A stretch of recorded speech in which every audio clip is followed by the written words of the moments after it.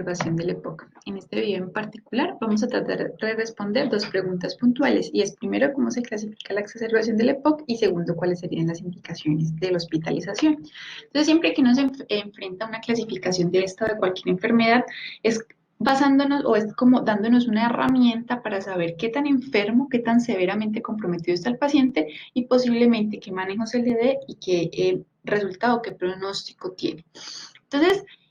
básicamente existen, en la literatura nos da tres grandes clasificaciones, una basada en síntomas, la segunda que es como un conglomerado de severidad de presentación, el manejo que se le da al paciente y finalmente el resultado que presentó el paciente. Y una tercera basada en qué tipo de intervención le di yo para poder resolver su sintomatología. Entonces, la primera de ellas, de nuevo ofrecida por el señor Antonisen en 1987, recordemos que estos síntomas o esta clasificación, justamente el conglomerado de estos síntomas fue para clasificarlos más que para definir una exacerbación. Lo que pasa es que en la práctica clínica nos va a dar cierta utilidad. Pero entonces lo que él nos determinó es que la presencia o más bien la exacerbación de alguno de los tres síntomas o la combinación de estos nos va a dar una clasificación de la exacerbación. Entonces hablamos de una tipo leve o tipo 3 cuando solamente uno de estos síntomas está exacerbado, una moderada o tipo 2 cuando son dos síntomas y una severa o tipo 1 cuando son los tres síntomas. Siempre entonces cuando estamos ante una entidad leve o en el contexto de esta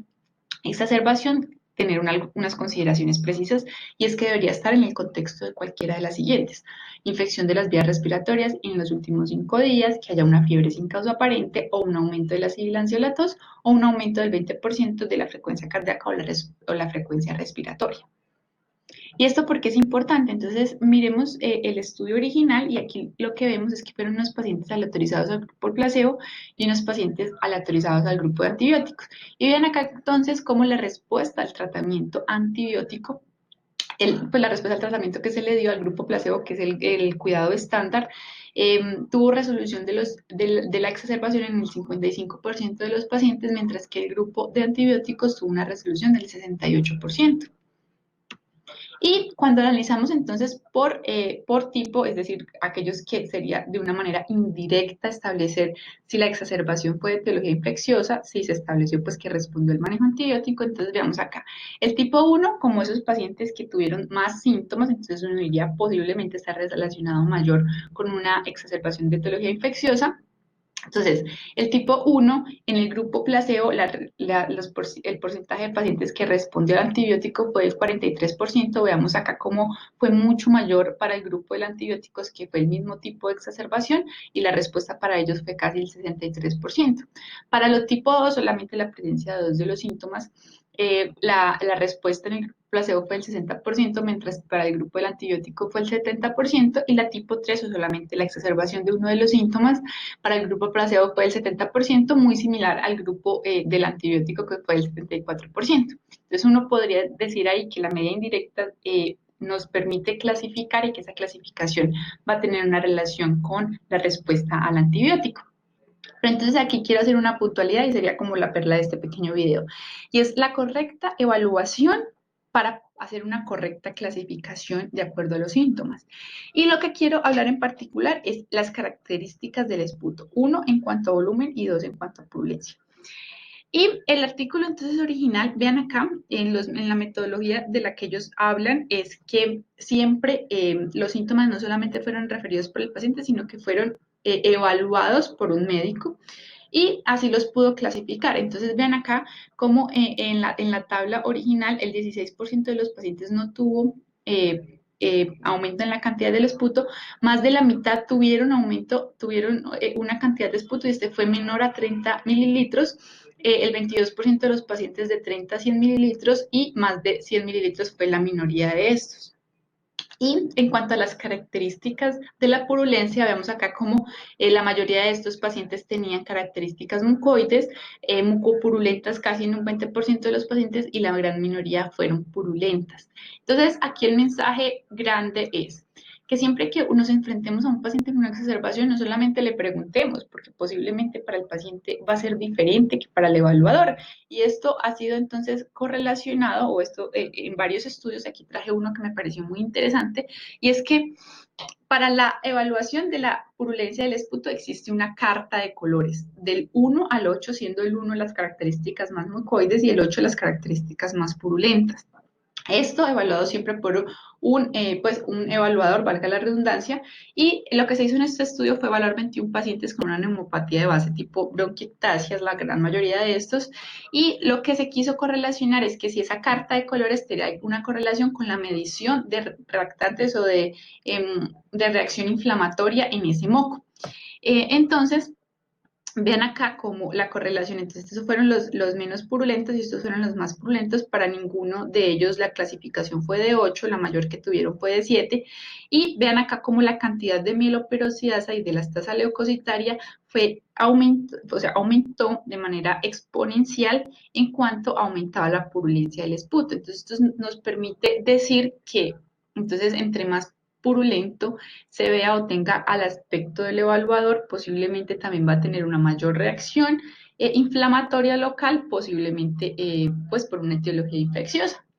Pero como les mencionaba, esto va a diferir en si lo menciona el paciente o si de verdad es evaluado por un médico. Entonces veamos acá cómo este estudio nos establece la sensibilidad y la especificidad para las características de ese esputo cuando nos lo dicen los pacientes y cuando lo evaluamos de verdad con una carta de colores. Entonces vean acá que cuando es referido por el paciente la sensibilidad es del 73%, pero cuando es evaluado llega a ser hasta el 90%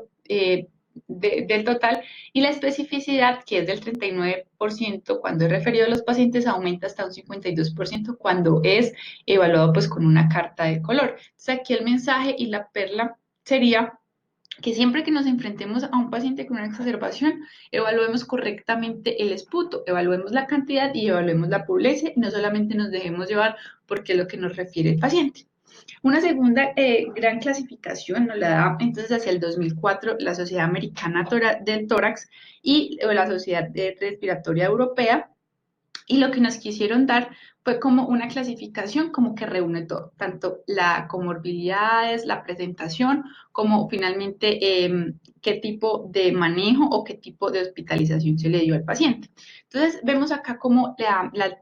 exacerbación leve o tipo 1, pero esos pacientes que son poco comórbidos, que tienen pocas historial de exacerbación del EPOC, la severidad de su EPOC de base es leve, que están estables hemodinámicamente, que si bien puede tener alguna de la exacerbación de los síntomas, este paciente, digamos que tiene una buena, adecuada oxigenación con el oxígeno a bajo flujo que se le pueda dar, no va a requerir realización de grandes estudios, ni de gases, ni de radiografía, ni de reactantes inflamatorios, porque este paciente posiblemente va a responder bien. Una tipo 3, que es todo lo contrario, es el paciente gravemente enfermo, que como comorbilidades va a ser un paciente gran comórbido con frecuentes exacerbaciones, que va a tener una EPOC severo de base, que va a estar posiblemente inestable, pero que también puede estar estable con gran dificultad respiratoria, que va a estar persistentemente sintomática a pesar de un manejo inicial y que probablemente va a requerir, digamos que ser estudiado de manera agresiva, con oxígeno, gases, radiografía, reactantes, etcétera. Y en la mitad vamos a tener un paciente que puede, va a estar estable hemodinámicamente, posiblemente el paciente va a estar algo comórbido, la gravedad de su enfermedad es moderada a severa, pero que digamos que va a responder a la terapia con oxígeno y obviamente va a requerir unos estudios porque sí va a necesitar descartar otras causas y tener pues un manejo, digamos que un poquito agresivo. Entonces, esta clasificación lo que nos va a permitir es establecer dónde justamente se va a encontrar este paciente. Si le vamos a dar un manejo en casa, si el paciente va a requerir hospitalización, que sería el tipo 2, o si definitivamente este paciente tiene una falla respiratoria y posiblemente va a ser evaluado y monitorizado en una unidad de cuidados intensivos. Y finalmente la tercera clasificación nos la da la GOL, que no la ofrece es en base a qué tipo de tratamiento le dimos al paciente y para aliviar los síntomas, o sea, con qué resolvió los síntomas el paciente. Entonces, tenemos una clasificación de tipo leve cuando el paciente solamente requirió betagonistas de corta acción y tuvo resolución de los síntomas. Una moderada, sí, no solamente se requirió dar una terapia con broncodilatador, sino además tuvo que adicionar un antibiótico o o un esteroide oral y una de tipo severo, posiblemente asociada a una falla respiratoria del paciente y que requirió entonces una monitorización más estricta y un manejo mucho más agresivo, probablemente con ventilación mecánica. Entonces, basados como en todo esto, justamente lo que les decía es que evaluar la exacerbación nos va a permitir definir dónde va a ser estudiado el paciente. Entonces, bajo todas estas características que vemos en pantalla es que vamos a definir si el paciente va a estar hospitalizado o no. Entonces, primero la severidad de los síntomas. Si el paciente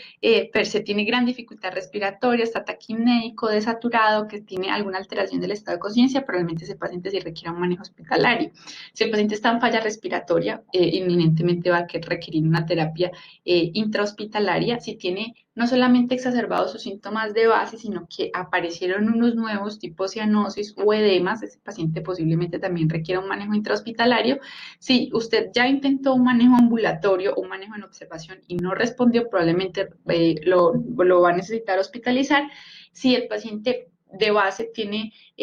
otras comorbilidades que podrían predecir el empeoramiento del estado en casa, entonces probablemente también requiera un manejo intrahospitalario. Y si el paciente no tiene ningún tipo de apoyo social en el que se pueda garantizar la terapia en casa, también va a requerir entonces que usted le dé una terapia hospitalaria.